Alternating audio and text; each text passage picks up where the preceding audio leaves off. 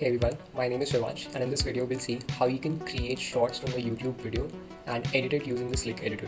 So I'll head over to slick.is/projects. I'll click on create shorts from YouTube. I'll have to put in a YouTube video URL. So I'll head over to YouTube, select a video of my choice and copy the video URL link. So I'll copy it and paste it over here. I'll select the language of the video. In this case, it's English, but if it's something else, you can choose that. I'll click on generate shorts. So it's analyzing the video right now. It's trying to fetch basic video info. This process can take anywhere between 30 to 60 seconds. Or let's say it took about 20-25 seconds for me. So you see it fetched the basic video info, the title of the video and the thumbnail. So you can confirm it's the same video. And I can see this process can take 2 to 12 minutes. But the good thing is I can close this tab and start creating more videos because I don't have to be on this page for the video to complete processing. All of the processing is currently happening in the cloud. And you'll also receive an email once it's ready. And again, it's doing a couple of steps in the background if you're interested.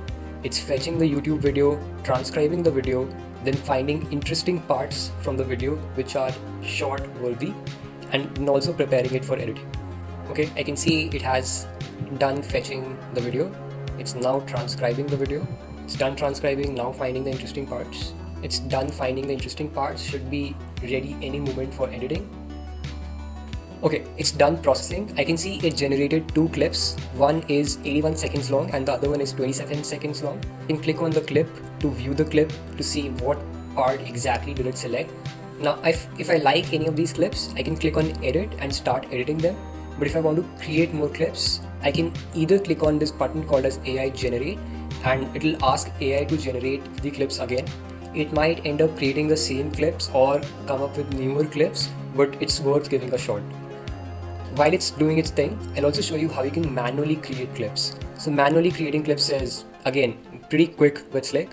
So you can see there's a tooltip which says hover on a word, start selecting text and release text to create new clips.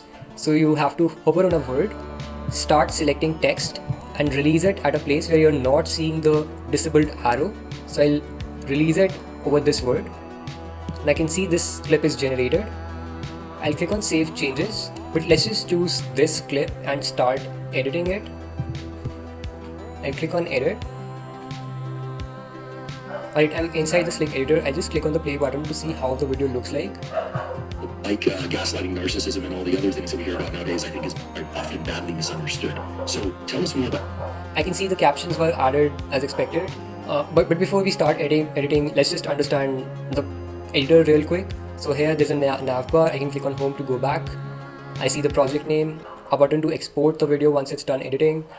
On the left, I have the transcript. I can click on a specific word to go to that part in the video.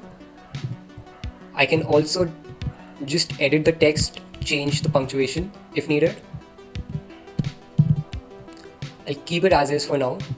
Also, you'd see when I click on a word, I can add B-rolls, sound effects, transitions and background music to any specific word and it will start from that specific word. So if I add a B-roll at the, it will start at the word the for a specified duration.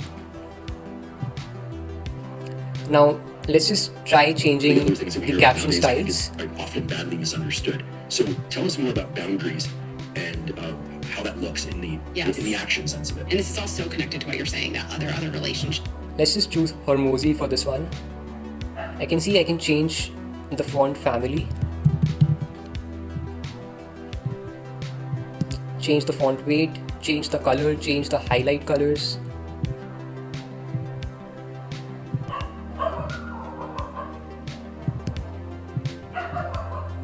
I can also move these captions vertically to anywhere in the screen.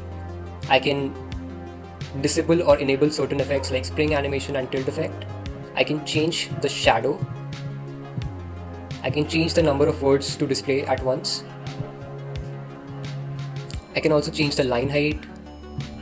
Then again, I can add some stroke to it.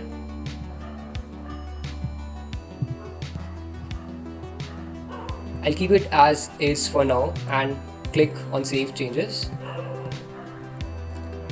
I'll now go ahead to AI effects. Click on apply magic zooms.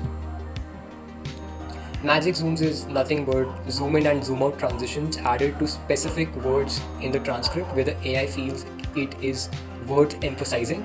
So it added transition to the word misunderstood. See, I can click on transitions and see what transition it added. I can either set it to no animation or keep it as is. Let's just see how the video looks like right now. Misunderstood. So tell us more about boundaries and the other things that we hear about nowadays. I think are often badly misunderstood. So Alright, tell so it added that zoom in transitions right over here. It also added a transition over the word actions. I'll go ahead and apply some AI effects. So AI effects is AI identifying the right words in a transcript where a sound effect, background music, transition or a B-roll might make sense. Sorry, not the B-rolls. For B-rolls, you've got AI B-roll. You can click on it to generate AI B-roll. While that is processing, you can see that I can also change the frame of this video. I can make it a square video 1:1 ratio, preferable for LinkedIn and Instagram and maybe Twitter, and landscape for YouTube. I'll stick to portrait for now.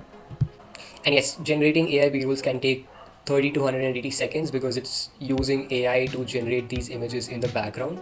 It might take longer for you if the length of the clip is on the longer side, and might be faster for you if it's a small clip. So you can see it applied a B-roll over here and over here. Wherever you're seeing an image icon, it is telling you that the B-roll was applied at that specific point.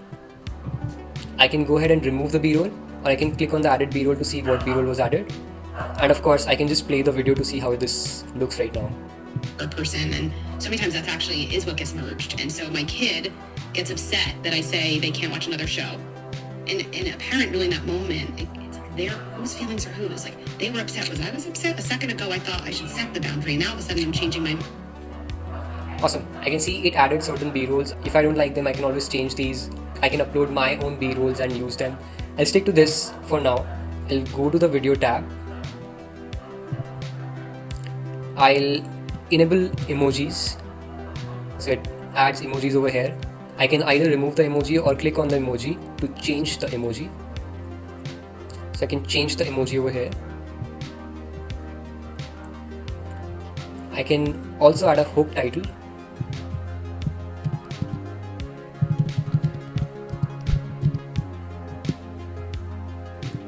Hook title is something which is added to the beginning of the video for about 3 seconds. It's usually added to convey the topic of the video and grab the user's attention from that perspective.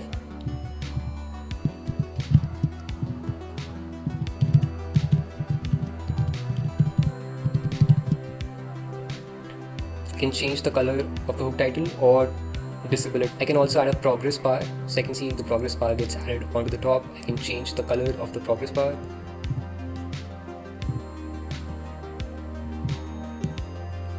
I can move it to the bottom or to the top. I can change the thickness, keep it as is. I can add borders if needed.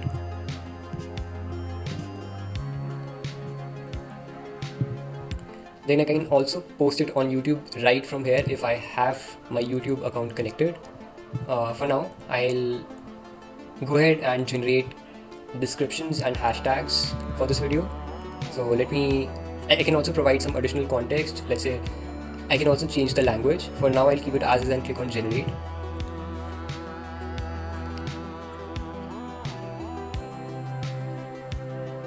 So it generated a title and description. I can click on it to copy this, and while I'm posting this video on my socials, I can just use these if I like them. Now, if I like everything about the video, I can go ahead and click on export to download the video to my device.